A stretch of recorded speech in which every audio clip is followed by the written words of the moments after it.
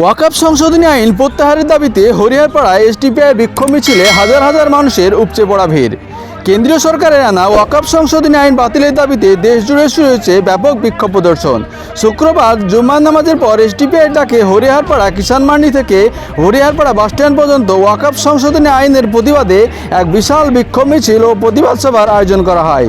কেন্দ্রীয় সরকারের প্রস্তাবিত ওয়াকফ সংশোধনী আইন মুসলিম সমাজের ধর্মীয় সম্পত্তির ওপর হস্তক্ষেপের শামিল এবং তা সংবিধান সম্মত নয়, এই অভিযোগ তুলে এসডিপিআইয়ের কর্মসূচি পালন করে। পথসভায় উপস্থিত ছিলেন এসডিপিআই রাজ্য সাধারণ সম্পাদক হাসিবুল ইসলাম, হরিহরপাড়া বিধানসভা সভাপতি মিজানুর রহমান।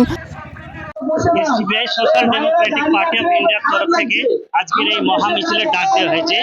আমাদের পার্টির তরফ থেকে ডাক দেওয়া হয়েছে, কিন্তু আজকে মুসলিম এবং হিন্দু সহ আরো যত ধর্ম বর্ণ গোত্র আছে সকলকে সার্বিকভাবে দলমত নির্বিশেষে আজকে এই সংবিধানকে বাঁচানোর জন্য এবং অসাংবিধানিক ওয়াকফ আইনকে বাতিল করার জন্য আজকের এই ঐতিহাসিক সমাবেশে ডাক দেওয়া হয়েছে।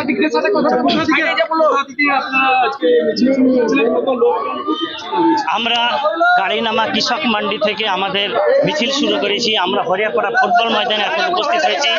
মিছিল হাজার হাজার লক্ষ লক্ষ হয়েছে, সেটা আপনারা আপনাদের ক্যামেরাতেই সেটা দেখতে পাচ্ছেন। মানুষের ভিতরে যে জমানো ক্ষোভ, সেই ক্ষোভের বহিঃপ্রকাশ করার জন্য মানুষ স্বতঃস্ফূর্তভাবে নিজস্ব সহযোগিতায় নিজস্ব প্রচেষ্টায় আজকের এই সমাবেশে যোগদান করেছে। আমার নাম মিজানুর রহমান, হরিহরপাড়া এসডিপিআই সভাপতি।